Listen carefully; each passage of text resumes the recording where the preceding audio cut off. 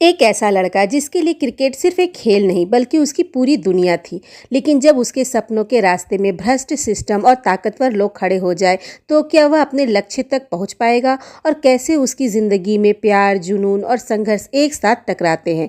यही कहानी है रितेश देशमुख की सुपरहिट फिल्म वेड की। इस फिल्म ने बॉक्स ऑफिस पर ऐसा कमाल किया कि हर कोई उसकी चर्चा करने लगा। आखिर इस कहानी में ऐसा क्या खास है जिसने दर्शकों का दिल जीत लिया? चलिए जानते हैं पूरी कहानी, लेकिन अंत तक जरूर बने रहिएगा क्योंकि आगे कहानी में कई ऐसे मोड़ आने वाले हैं जो आपको हैरान कर देंगे। फिल्म की शुरुआत होती है सत्या नाम के एक युवा लड़के से। सत्या उन लोगों में से है जिनकी सुबह क्रिकेट से शुरू होती है और रात भी क्रिकेट के सपनों के साथ खत्म होती है।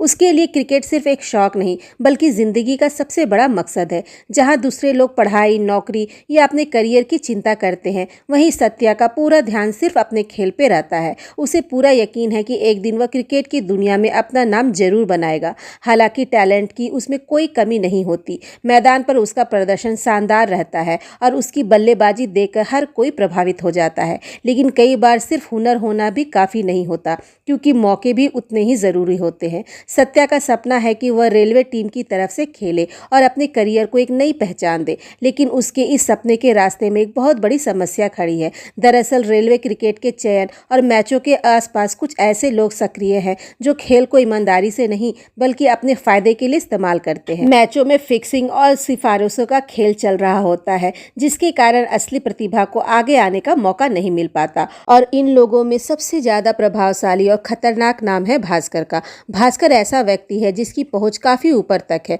उसकी वजह से कई खिलाड़ियों के सपने शुरू होने से पहले ही टूट जाते हैं। जो खिलाड़ी उसके हिसाब से चलते हैं उन्हें मौका मिलते हैं, और जो उसके खिलाफ जाते हैं उनके लिए रास्ते लगभग बंद हो जाते हैं। भास्कर सिर्फ मैच फिक्सिंग तक ही सीमित नहीं था। इलाके में उसका इतना दबदबा था कि लोग उससे उलझने से पहले कई बार सोचते थे। आसान शब्दों में कहे तो वहां उसकी ही चलती थी और हर कोई उससे डर कर रहता था। एक दिन आखिरकार सत्या को अपनी प्रतिभा दिखाने का मौका मिल जाता है। मैदान में उतरते ही वो ऐसा प्रदर्शन करता है कि भास्कर की टीम को बुरी तरह हरा देता है।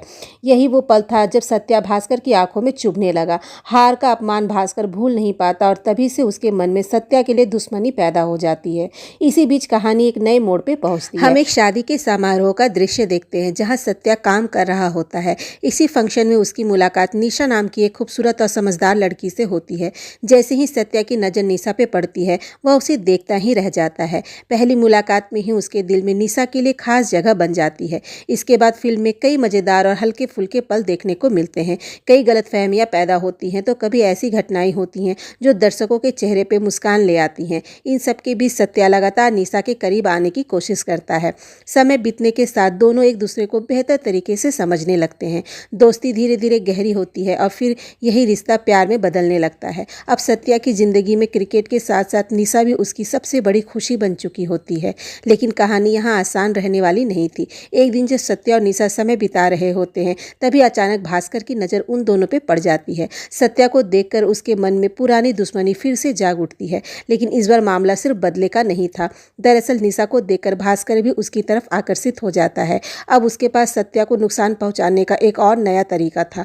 वह सीधे निशा के पिता के पास पहुंचता है और बड़ी चालाकी से सत्या के बारे में ऐसी बातें बताता है जिससे उसके मन में उसके लिए गलत धारणा बन जाए। भास्कर जानता था कि अगर वह निशा के परिवार को सत्या के खिलाफ कर दे तो बिना लड़ाई किए भी सत्या की खुशियां छीन सकता है। भास्कर यही नहीं रुकता, वह लगातार निशा के पिता के कान भरता रहता है और उन्हें यकीन दिलाने की कोशिश करता है कि सत्या उनकी बेटी के लिए सही लड़का नहीं है। वह दोनों के रिश्ते को गलत तरीके से पेश करता है जिससे निशा के पिता का गुस्सा और बढ़ जाता है। दूसरी तरफ निशा बार बार अपने पिता को सच्चाई बताने की कोशिश करती है। वह बताना चाहती है कि भास्कर की असली नीयत क्या है और वह किस तरह उसकी ज़िंदगी में दखल दे रहा है। लेकिन गुस्से में अंधे हो चुके उसके पिता उसकी एक भी बात सुनने को तैयार नहीं होते। स्थिति इतनी खराब हो जाती है कि निशा का मोबाइल छीन लिया जाता है और उसे एक कमरे में बंद कर दिया जाता है ताकि वह सत्या से किसी भी तरह संपर्क ना कर सके। उधर सत्या भी हार नहीं मानता। वह निशा के पिता को समझाने की कोशिश करता है कि उसके इरादे साफ है और वह निशा से सच्चा प्यार करता है। लेकिन भास्कर लगातार आग में घी डालने का काम कर रहा था, इसलिए उसकी बात का कोई असर नहीं हो रहा था। इसी दौरान निशा के पिता भास्कर से कहते हैं कि वह सत्या को सिर्फ डरा धमका दे ताकि वह दोबारा निशा के करीब आने की कोशिश न करे। लेकिन भास्कर के मन में कुछ और ही चल रहा था। जैसे ही उसे मौका मिला, वह अपने गुंडों को आदेश देता है कि सत्या को रास्ते से ही हमेशा के लिए हटा दिया जाए। अब यह सिर्फ दुश्मनी श्रावणी ही नहीं रह गई थी बल्कि सत्या की जान पर बनाई थी। किस्मत से निशा यह बातचीत सुन लेती है। जैसे ही उसे खतरे का एहसास होता है वह किसी तरह वहाँ से भाग निकलती है और सीधे सत्या को बचाने के लिए पहुँच जाती है। इस समय भास्कर के आदमी सत्या की तलाश में घूम रहे थे। निशा जल्दी से सत्या को एक सुरक्षित जगह ले जाती है। दोनों शहर के मशहूर ताज होटल पहुँचते हैं और वहाँ के रूम नंबर 606 में छिप जाते हैं। कमरे में पहुँचने के बाद निशा सत्या से कहती है फिलहाल यही सबसे सुरक्षित जगह है। वह उसे समझाती है कि आज की रात उसे यहीं रुकना होगा। निशा भरोसा दिलाती है कि वह सारी परेशानियां सुलझाकर अगले दिन वापस आएगी और उसे अपने साथ ले जाएगी। लेकिन उसी समय सत्या को एक और बात परेशान कर रही होती है। वह निशा को बताता है कि अगले दिन उसे क्रिकेट करियर का सबसे महत्वपूर्ण दिन है, जिस मौके का वह वर्षों से इंतजार कर रहा था। उसका फैसला होने वाला है। शायद उसका चयन हो जाए और उसका सपना पूरा हो जाए। यह सुनकर निशा भावुक हो जाती है और उससे एक सवाल पूछती है, तुम्हारे लिए ज़्यादा ज़रूरी क्या है, मैं या क्रिकेट? यह सवाल सुनकर सत्या कुछ पल के लिए खामोश हो जाता है। उसके सामने ज़िंदगी की दो सबसे बड़ी चीज़ें खड़ी थी। एक तरफ उसका बचपन का सपना और दूसरी तरफ उसका प्यार। आखिरकार वह कुछ नहीं कहता और निशा की बात मानकर वहीं रुक जाता है। उसे पूरा विश्वास था कि निशा अगले दिन जरूर लौटेगी। लेकिन यही कहानी ऐसा मोड़ लेती है जिससे सत्या ने कभी कल्पना भी नहीं की थी। अब कहानी वापस वर्तमान समय में लौटती है। अब ये कहानी एक लंबी छलांग लगाती है और सीधे 12 साल आगे पहुंच जाती है। यहीं से दर्शकों के मन में सबसे बड़ा सवाल उठता है, आखिर उन 12 सालों में ऐसा क्या हुआ जिसे सत्या की पूरी दुनिया बदल कर रख दी। जब हम दोबारा सत्या को देखते हैं तो वो पहले वाला जोशीला, सपनों से भरा क्रिकेटर नहीं रह गया होता। उसके चेहरे पे थकान है, आंखों में उदासी है और दिल में कोई ऐसा दर्द छिपा है जो आज तक भरा नहीं है। जिस इंसान की जिंदगी कभी क्रिकेट और प्यार के इर्द गिर्द घूमती थी, वह अब खुद से ही लड़ता हुआ दिखाई देता है। ऐसा लगता है जैसे अतीत की किसी घटना ने उसे अंदर से पूरी तरह तोड़ दिया हो। अब उसकी दिनचर्या भी बदल चुकी है। वो हर समय नशे में डूबा रहता है और शराब उसके जीवन का हिस्सा बन चुका है। जो सत्या कभी सपनों के लिए जीता था, आज वही अपने दर्द से भागने की कोशिश कर रहा है। लेकिन कहानी का सबसे बड़ा झटका यहाँ मिलता है। हमें पता चलता है कि सत्या अब शादीशुदा है। उसकी पत्नी का नाम श्रावणी है, जो रेलवे विभाग में सरकारी नौकरी करती है। बाहर से देखने पे सब कुछ सामान्य लगता है, लेकिन सत्या के भीतर का तूफान अभी भी शांत नहीं हुआ है। इसी बीच एक आदमी घबराया हुआ सत्या के पास आता है और उसे बताता है कि भास्कर के कुछ लोग श्रावणी को परेशान कर रहे हैं। जैसे ही सत्या यह सुनता है, उसका गुस्सा फूट पड़ता है। नशे में होने के बावजूद वह बिना एक पल गंवाए वहां पहुंच जाता है जहां श्रावणी मौजूद होती है। अपनी पत्नी को परेशान होते देखकर उसका गुस्सा नियंत्रण से बाहर हो जाता है। इसके बाद वह भास्कर के आदमियों से भिड़ जाता है और उनकी जमकर पिटाई कर देता है। लेकिन इस लड़ाई का नुकसान सत्या को ही उठाना पड़ता है, क्योंकि अब भास्कर सिर्फ एक गुंडा नहीं बल्कि एक प्रभावशाली राजनीतिक शख्सियत बन चुका था। पुलिस स्टेशन में जब मामला आगे बढ़ने लगता है, तब सत्या के साथ श्रावणी को भी बुलाया जाता है।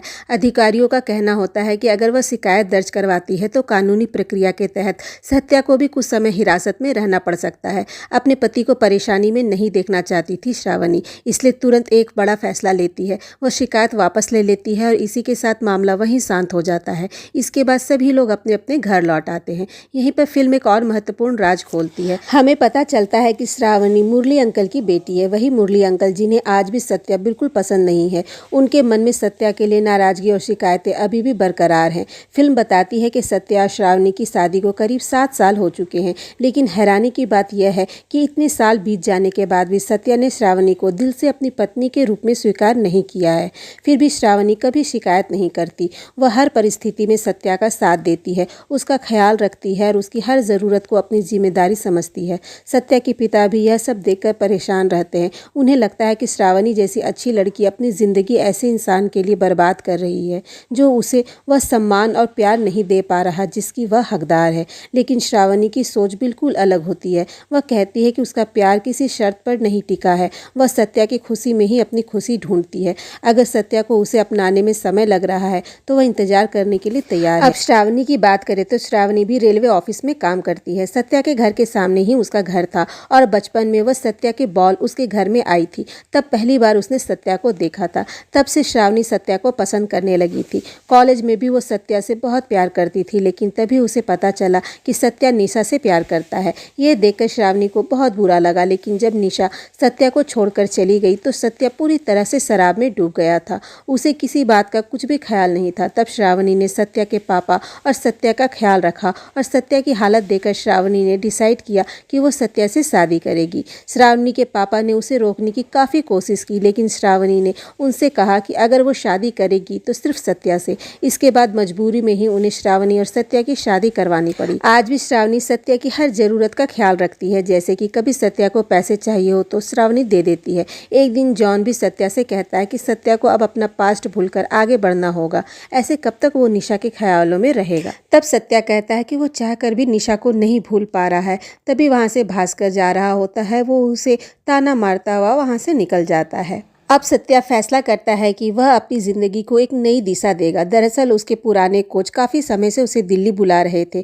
उनका मानना था कि सत्या भले ही खिलाड़ी के रूप में आगे न बढ़ पाया हो, लेकिन उसके पास इतना अनुभव और प्रतिभा है कि वह एक बेहतरीन कोच बन सकता है। यही सोचकर सत्या और उसका दोस्त जॉन दिल्ली के लिए निकल पड़ते हैं।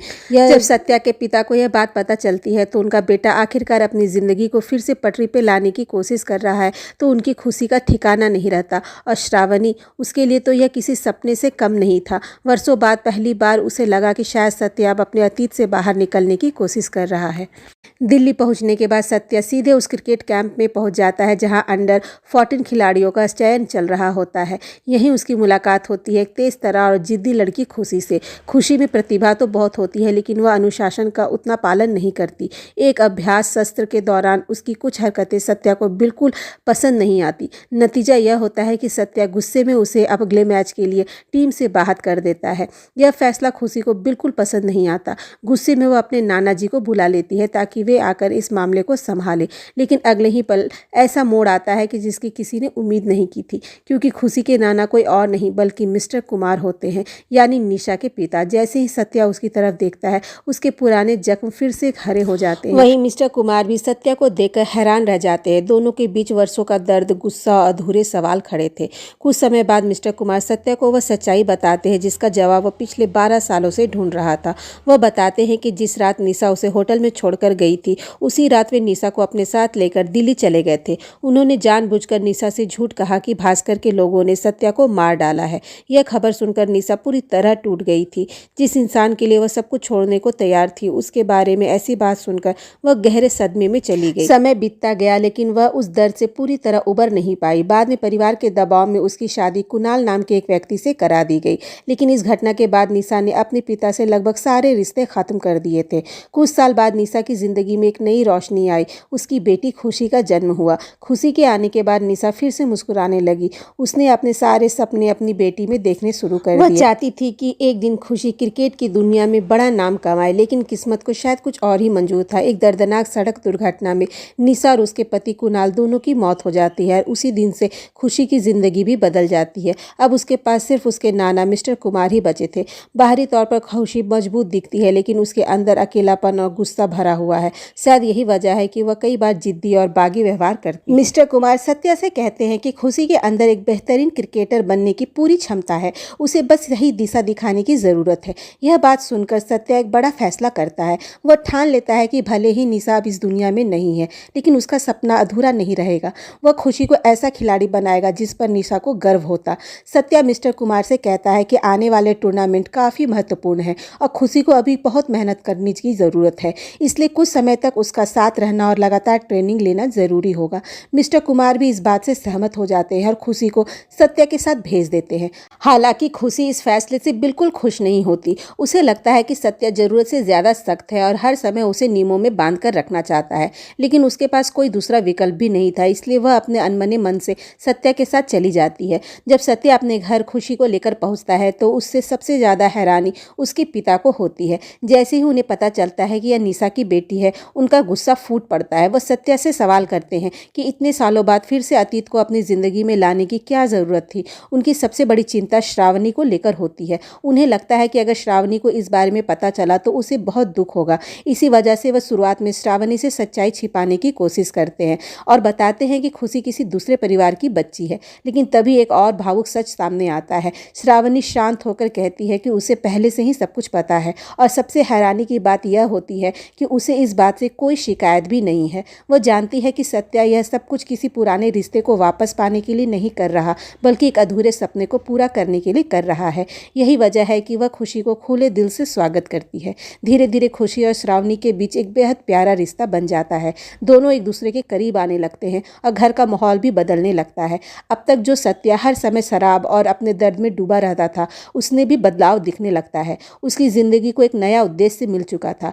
अब उसकी सुबह देर से नहीं बल्कि सूरज निकलने से पहले शुरू होती। वह खुशी को मैदान ले जाता, उसकी कमियों पर काम करता और उसे अनुशासन सिखाता। हर दिन उसे बेहतर खिलाड़ी बनाने की कोशिश करता।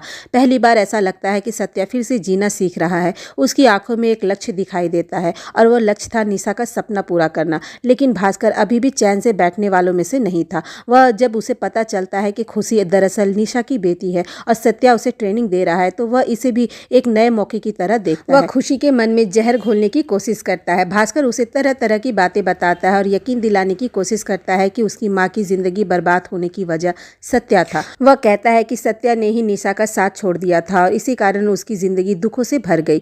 खुशी पहले से ही अपनी माँ के बारे में ज्यादा नहीं जानती थी, इसलिए वह इन बातों से प्रभावित होने लगती है। उसी समय वहां सत्या पहुंच जाता है। जब उसे पता चलता है कि भास्कर फिर से झूठ फैलाकर लोगों को भड़काने की कोशिश कर रहा है, तो उसका गुस्सा फूट पड़ता है। दोनों के बीच जबरदस्त टकराव होता है और सत्या भास्कर को करारा जवाब देता है, लेकिन नुकसान हो चुका था। भास्कर की बातें सुनकर खुशी के मन में सत्या को लेकर कई सवाल पैदा हो चुके थे।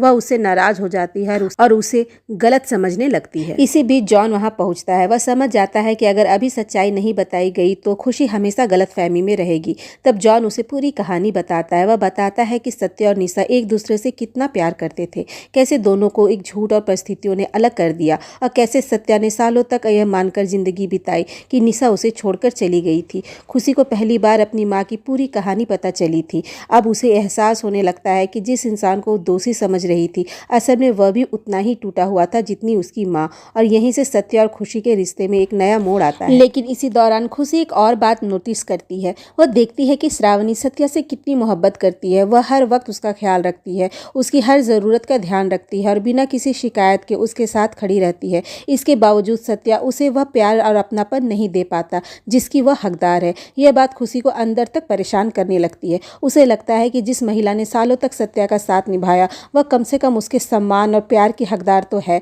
तभी खुशी अपने मन में एक फैसला करती है। वह ठान लेती है कि चाहे जो भी हो जाए, वह सत्या और श्रावणी के बीच की दूरी कम करके रहेगी। अगले दिन खुशी अचानक सत्या के सामने एक नई शर्त रख देती है। वह कहती है कि अगर उसे क्रिकेट खेलना है तो वह सिर्फ रेलवे टीम की तरफ से ही खेलेगी और अगर ऐसा नहीं हो सकता तो वह क्रिकेट छोड़ने के लिए भी तैयार है। यह सुनते ही सत्या मुश्किल में पड़ जाता है, क्योंकि रेलवे टीम में खेलने के लिए कुछ जरूरी नियम होते हैं और उनमें से एक यह था कि खिलाड़ी का परिवार रेलवे में से जुड़ा होना चाहिए। अब सत्या समझ नहीं पा रहा था कि इस समस्या का हल कैसे निकाला जाए। इसी दौरान जॉन एक ऐसा सुझाव देता है जो सब कुछ बदल सकता था। वह कहता है कि अगर सत्या और श्रावणी कानूनी रूप से खुशी को गोद ले ले तो उसकी यह समस्या आसानी से हल हो सकती है। पहले तो सत्या इस बात पर सोच में पड़ जाता है। उसे यह विचार अच्छा लगता है, लेकिन साथ ही उसे डर भी होता है कि श्रावणी इस फैसले से असहज न हो जाए। लेकिन जब वह श्रावणी से इस बारे में बात करता है तो उसका जवाब सुनकर खुद सत्या भी हैरान रह जाता है। श्रावणी बिना किसी झिझक के इस बात के लिए तैयार हो जाती है। उसके लिए खुशी कोई बाहरी बच्ची नहीं रह गई थी। इन दिनों वह उसके इतने करीब आ चुकी थी कि उसे अपने परिवार का हिस्सा मानने लगी थी। बाद में सत्या इस बारे में मिस्टर कुमार से भी बात करता है। हालांकि मिस्टर कुमार तुरंत हाँ नहीं कहते, पर पहले यह सुनिश्चित करना चाहते हैं कि श्रावणी इस फैसले से पूरी तरह सहमत है या नहीं। लेकिन जब वे सीधे श्रावणी से बात करते हैं तो उन्हें एक ऐसा जवाब मिलता है जो उनके दिल को छू जाता है। श्रावणी मुस्कुराते हुए कहती है खुशी उसके लिए किसी पराये बच्चे की तरह नहीं है।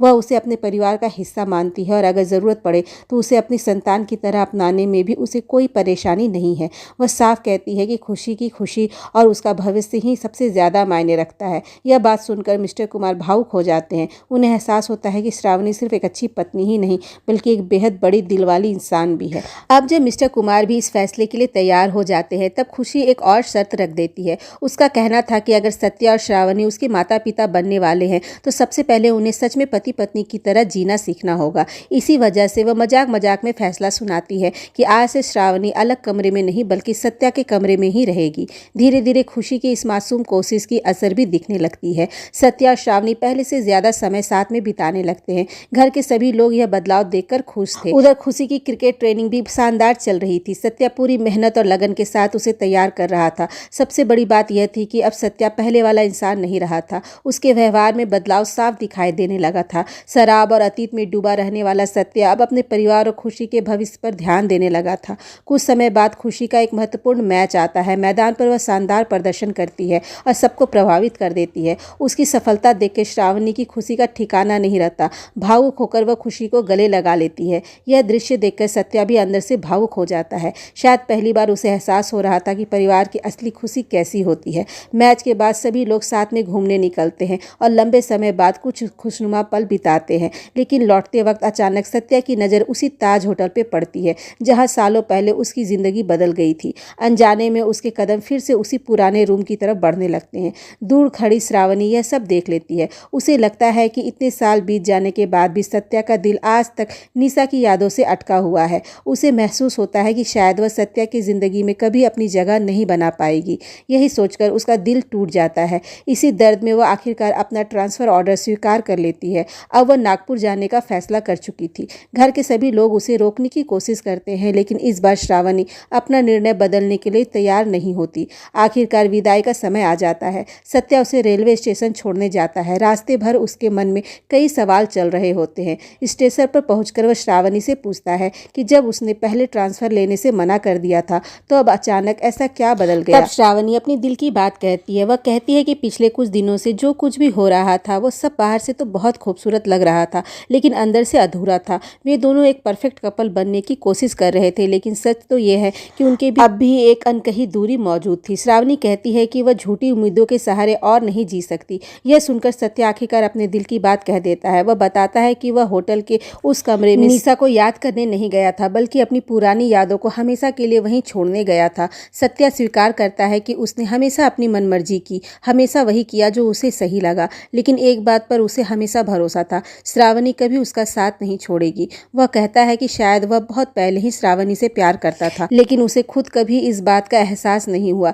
जब श्रावणी उसे दूर जा रही है तब उसे समझ आया है कि उसकी ज़िंदगी में सबसे ज़्यादा मायने किस इंसान की है। सत्य की बातें सुनकर श्रावणी की आंखें भर आती हैं। आखिरकार दोनों अपने दिल की सारी गलतफहमियां दूर कर लेते हैं और समझ जाते हैं कि वे एक दूसरे के बिना अधूरे हैं। इसके बाद दोनों एक दूसरे को गले लगा लेते हैं और उनके रिश्ते को आखिरकार वह मंजिल मिल जाती है जिसका वो वर्षों से इंतजार कर रहे थे। और इसी खूबसूरत और भावुक पल के साथ फिल्म वेड अपनी मंजिल तक पहुंच जाती है। सच कहे तो यह सिर्फ एक लव स्टोरी नहीं, बल्कि प्यार, इंतजार, त्याग और दूसरी बार जिंदगी को मौका देने की कहानी है।